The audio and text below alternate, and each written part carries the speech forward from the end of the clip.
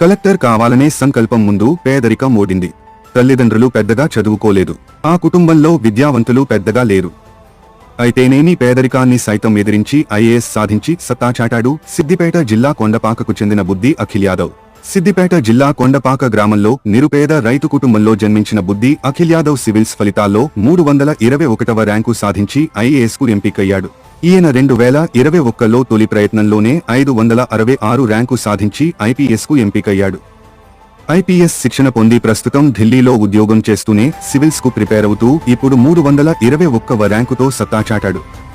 చిన్నప్పటి నుంచి కన్న కలను సాకారం చేసుకున్నాడు.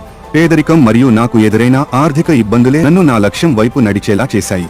చదవడానికి వెనుకంజ వేయలేదు. చదువుకోవడంలో ఇబ్బందులు పడకుండా నా కుటుంబం నాపై చూపిన ప్రేమను మరువలేను. నేటి యువకులు పట్టుబడితే ఏదైనా సాధించే సత్తా ఉంది. నీకు పట్టుదల ఉంటే పేదరికం నీ విజయానికి అడ్డు కాదు అని అఖిల్ యాదవ్ నిరూపించాడు.